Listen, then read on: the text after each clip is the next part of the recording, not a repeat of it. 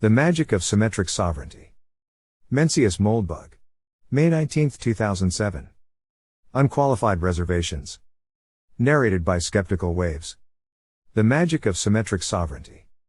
Readers who find all this political theory interesting, perhaps there are 4 or 5, may enjoy some of the debates I've been having with Nick Szabo in the comments of these posts.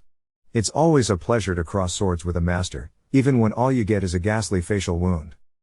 One of the issues, perhaps the main issue, that Nick and I differ on is sovereignty. Nick, like all other political thinkers, at least all those to the left of Attila the Hun, believes that sovereignty should be limited, that is, the sovereign has no right to infringe the basic legal rights of citizens. My view is that the concept of limited sovereignty is self-contradictory and informalist. In fact, I think this limited sovereignty, of which popular sovereignty is one case, is one of the chief misconceptions in the Enlightenment's political toolbox.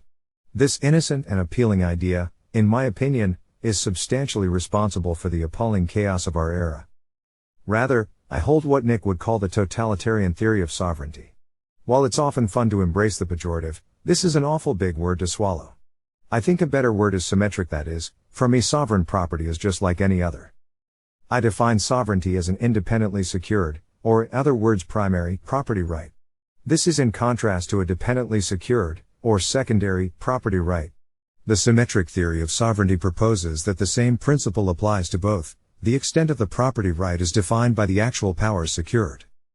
Of course, this has the same results as Nick's totalitarian theory.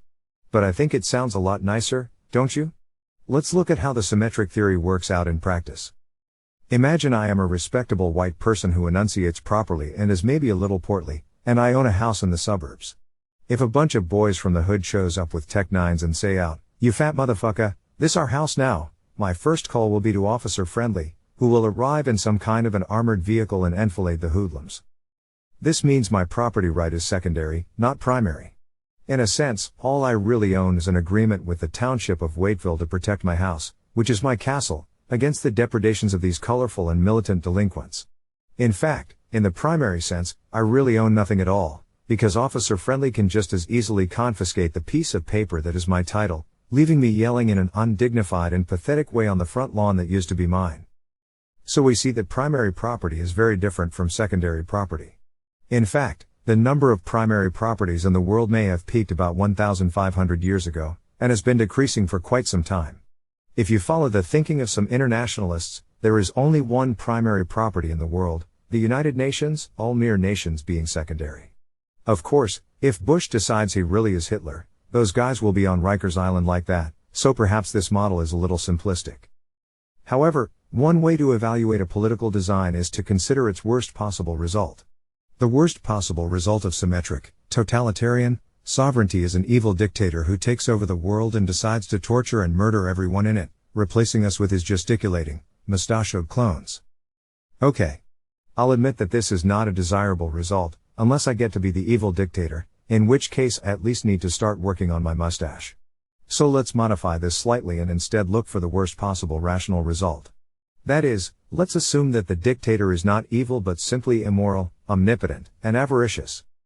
One easy way to construct this thought experiment is to imagine the dictator isn't even human. He is an alien.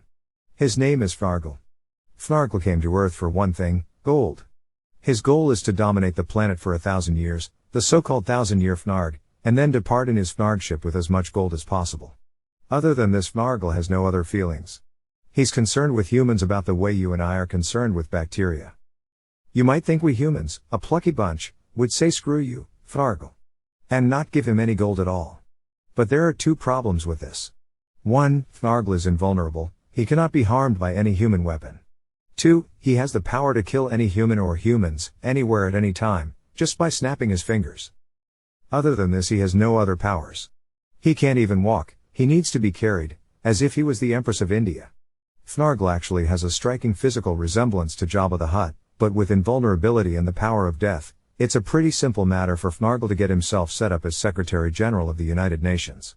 And in the 1,000-year Fnarg, the UN is no mere sinecure for alcoholic African kleptocrats. It is an absolute global superstate. Its only purpose is Fnargle's goal, gold.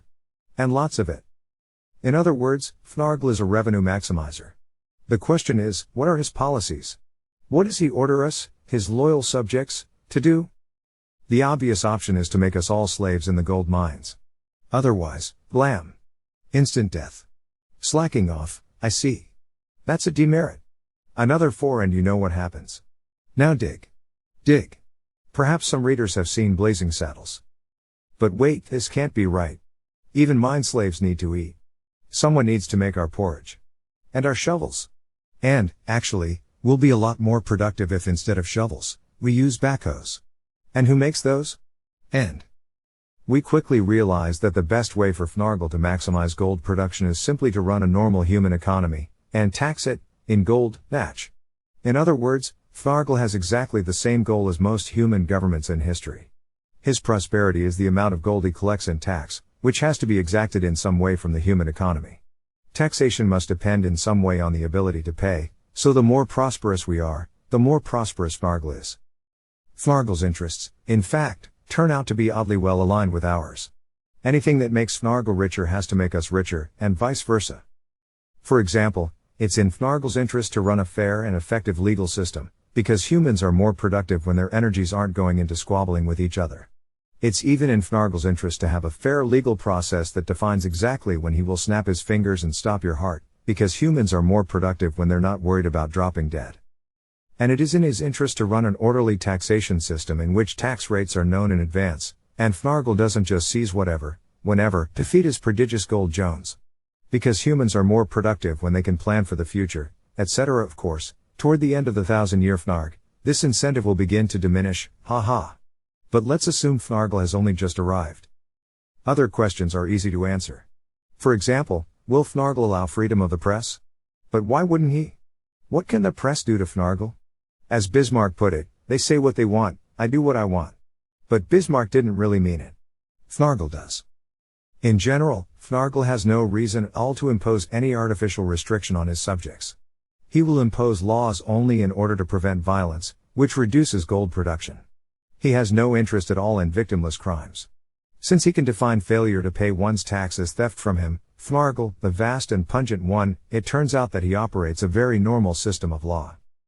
It turns out that, except for the 30 to 40% of our economic output that disappears into his gold stash, Fnargle is actually an ideal ruler.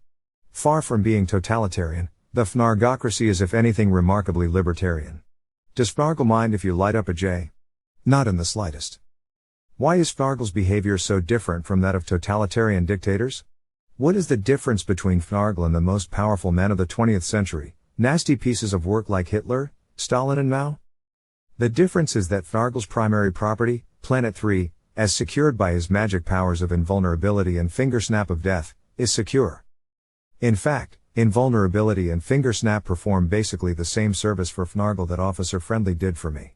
The reason the 1,000-year Fnarg is peaceful and free is that we've defined Fnargle's primary right so that it works just like a secondary right.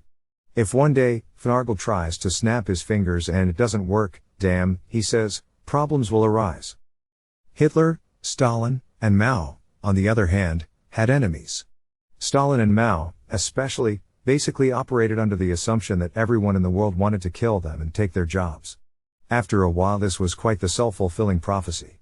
Terrorist government, as in the Reign of Terror, a usage that's unfortunately lapsed, is a consequence not of absolute primary title, but of insecure primary title.